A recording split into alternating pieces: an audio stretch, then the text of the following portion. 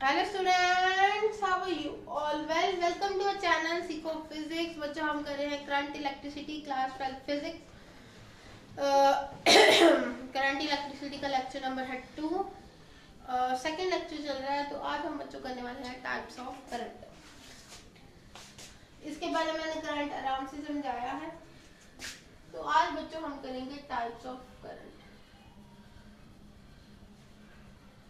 Types of current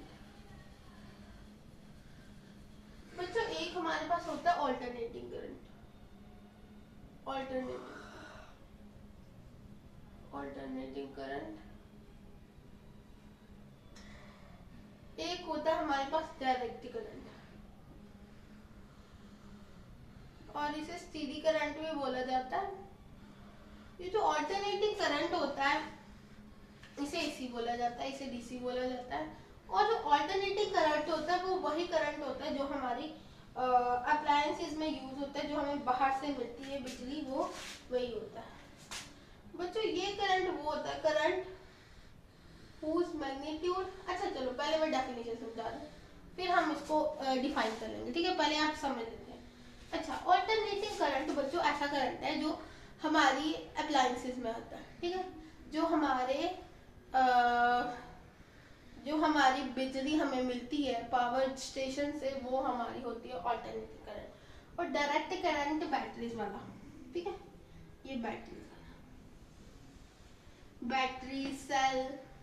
alternating current वह जो होता है जो हमारे अप्लायंसेस में यूज होता है, जो हमें पावर स्टेशन से मिलता है। पावर स्टेशन से, फ्रॉम पावर स्टेशन, ये हमें पावर स्टेशन से मिलता है। ठीक है, तो बच्चों क्या होता है कि जो ये होता है ना, ये पहले चलो इसको समझ लेते हैं। इसमें पता कैसा करंट आता है? आता ही जाता करंट सीधा। अगर ये करंट है, ये टाइम का ग्राफ है, तो बच्चों ये सीधा ही चलता जाता है ऐसे। ठीक है, मतलब कि इसका ना तो मैग्नीट्यूड चेंज होता है, ना ही डायरेक्शन। बिल्कुल सीधा ऐसे चलता जाता है, जितना स्टार्टिंग से आ रहा है। अब जितने वोल्ट की बैटरी है, जितना आप रेजिस्टेंस लगा रहे हो, उसी हिसाब से करंट आता जाता है। ठीक है, और आराम से बात चलती जाती है। करंट का मैग्नीट्यूड बदलता नहीं है, कॉन्टिन्यूसली वैसा ही चलता जाता है, कभी कम कभी ज़्यादा नहीं होता। एक ही मैग्नीट्यूड से करंट आता जाता है, वो किसी पे कोई रोक नहीं लगाती, सीधा ही ऐसे करके चलता जाता है। लेकिन वही, ठीक है, ये समझे। अगर मैं इसकी आपको डेफिनेशन बताऊं, इसकी डेफिनेशन बता दूं। ठीक है, करंट करंट ये डेफिनेशन है। ठीक है, मैंने क्या बोला, इसकी मैग्नीट्यूड और डायरेक्शन सेम रह रही है। मतलब हमेशा पॉजिटिव है तो पॉजिटिव ही रह रहा है ना करंट, नेगेटिव नहीं हो रहा, नेगेटिव साइड पे नहीं जा रहा। करंट उस मैग्नीट्यूड क्या होता है बच्चों? मैग्नीट्यूड होता है उसकी वैल्यू।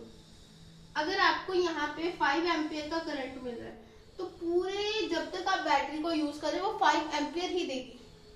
लास्ट में अपनी जान छोड़ देगी तो 0 ही देगी सीधा। लेकिन जब तक वो चलती है, वो 5 एम्पियर से कम नहीं दे सकती। ठीक है, वो होती है DC. Force magnitude and direction remain same. Direction क्या होती है कि उसकी कैसी डायरेक्शन है? सेम डायरेक्शन रहती है, वो अपनी डायरेक्शन नहीं बदलता, सेम ही रखता है। ठीक है, ये कौन सा होता है? डायरेक्ट करंट, जिसका मैग्नीट्यूड और डायरेक्शन दोनों क्या रहते हैं? सेम रहते हैं। ठीक है, ये तो बात हुई क्लियर कि अगर 5 एम्पियर का करंट दे रही है बैटरी, तो 5 एम्पियर का करंट ही देती रहेगी। ठीक है ना? इसका मतलब है कि वो अपनी ना। अब उसी तरह आप जब ऑल्टरनेटिंग करंट को देखो, अब ऊपर ऑल्टरनेटिंग करंट को देखो, ये देखो वो कैसा होता है। ये देखो, ये ऐसा है, इसका ग्राफ करंट और टाइम के बीच का ग्राफ ऐसा होता है। देख रहे हो, ये दो बनाए मैंने। देखो क्या हो रहा है इसमें। देखो इधर अगर मैं इसका प्लॉट लगाऊं, देखो 1 2 3 ऐसे करके। देखो इधर कभी ये 0 था, यहाँ पे 0 था, इधर आके 1, यहाँ पे आके 2, यहाँ पे आके 3, और यहाँ पे आके कुछ और वैल्यू 3 के आसपास हुई होगी। तो बच्चों फिर से बाद में कम, धीरे धीरे धीरे धीरे कम, और 0 पे आया। ठीक है, देख रहे हो, दोबारा देखो, 0 से चले, यहाँ पे 0 पे है, देख रहे हो करंट की वैल्यू भी 0 पे आ रही है। देखो यहाँ पे टाइम की तो कुछ वैल्यू है ना, टाइम तो इतना है ना, ये टाइम की जगह और ये करंट की इधर की तरफ, तो यहाँ पे y की वैल्यू 0, x की वैल्यू कुछ है, यानी कि टाइम, कुछ टाइम बाद करंट एक समय पर 0 भी हुआ, फिर वो उसकी नेगेटिव साइड पे बढ़ना शुरू हुआ, यहाँ पे अगर इतना 3.5 है तो यहाँ पे भी आके 3.5 हुआ, फिर से कम हुआ 0 पे आया। समझ रहे हो? ठीक है, देखो पहले शुरू करा तो धीरे धीरे बड़ा एक मैक्सिमम वैल्यू में आ गया, एक मैक्सिमम जो हमारी वैल्यू होती है उस पे आ गया, फिर से कम होना शुरू हुआ, फिर से बड़ा बिल्कुल 0, पहले कम होके बिल्कुल 0 पे आया, फिर से बड़ा, पर लेकिन नेगेटिव डायरेक्शन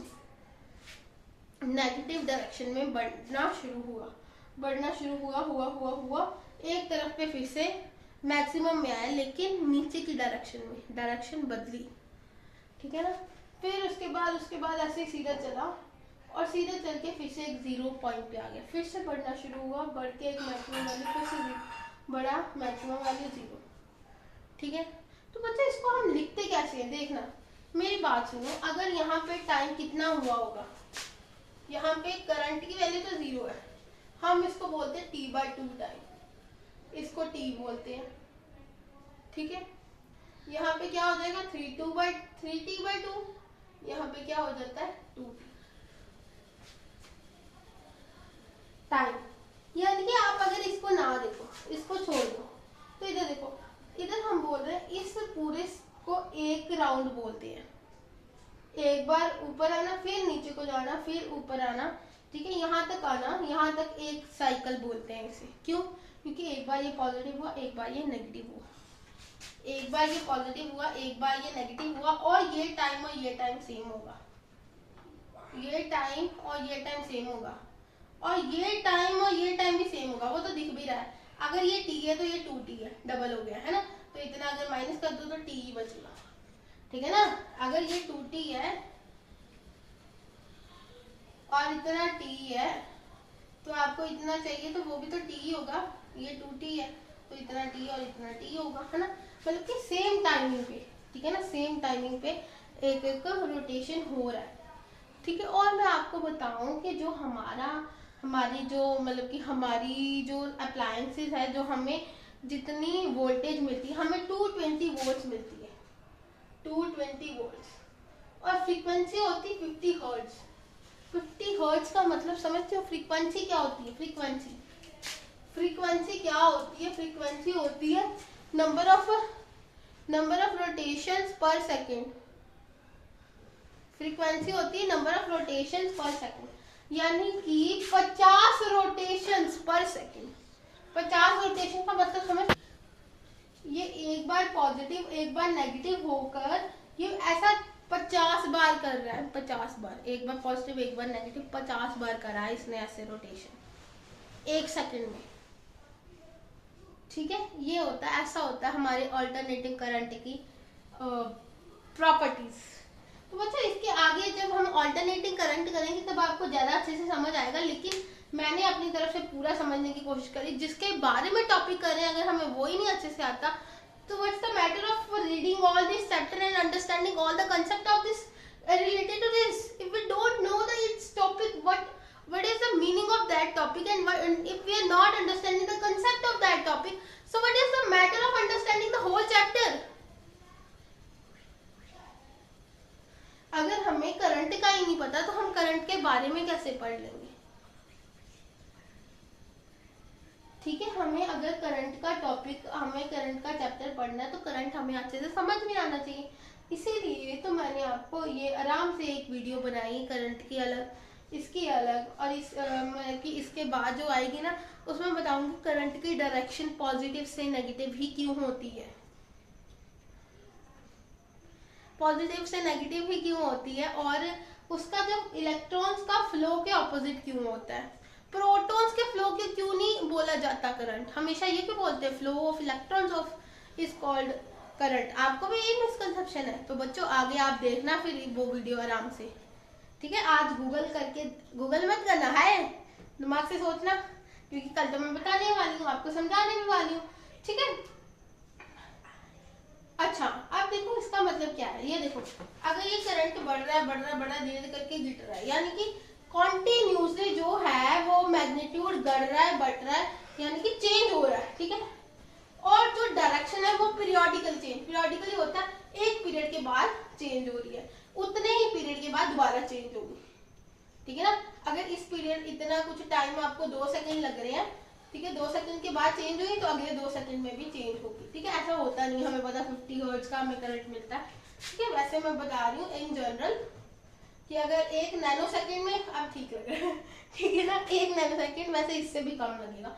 ठीक है, 1 नैनो सेकंड में अगर ये अपनी डायरेक्शन बदल रहा है तो अगले नैनो सेकंड में फिर से डायरेक्शन बदल, इसे बोला जाता है पीरियोडिकली। पीरियड के बाद, एक पीरियड, फिक्स पीरियड के बाद अपनी डायरेक्शन चेंज करता है। तो बच्चों देखना इसकी डेफिनेशन।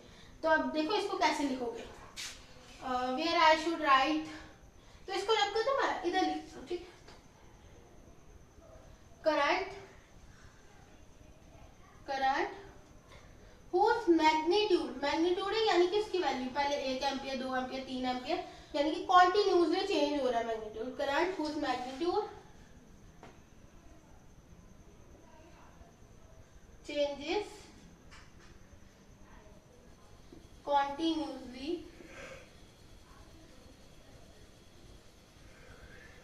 एंड डायरेक्शन क्या, एक पीरियड के बाद चेंज हो रही है, एंड डायरेक्शन चेंजेस पीरियोडिकली।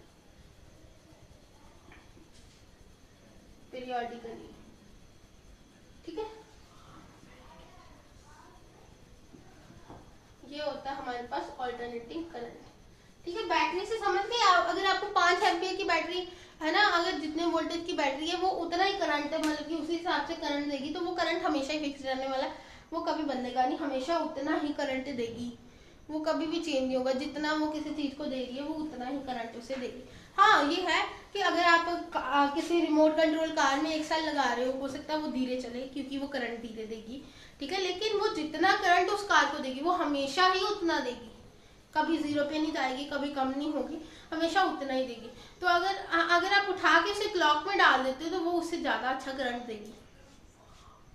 ठीक है ना, ये है कि अगर वो देख लो कार को 3 एम्पियर का करंट दे रही है तो क्लॉक को 5 एम्पियर का करंट दे रही है, लेकिन हमेशा ही 5 एम्पियर का देगी क्लॉक को, और हमेशा ही 3 एम्पियर का करंट देगी किसको, कार को। ठीक है बच्चों, इतनी बातें आप दिमाग में बिठाओ ताकि मैं आपको वो टॉपिक समझा सकूं कि जो मैंने आपको बोला कि इलेक्ट्रॉन्स के फ्लो को ही क्यों करंट बोला जाता है, ऐसी मिसकंसेप्शन को दूर करूं मैं, और कि करंट की direction opposite to the flow of electrons क्यों होती है।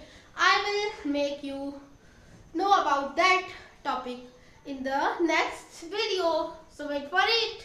Okay बच्चों, that is it for today. Hope you understand the concept in this video. Please like, share and subscribe to my channel Seco Physics, and also press the bell icon to get the latest notification of my videos. Thanks for watching.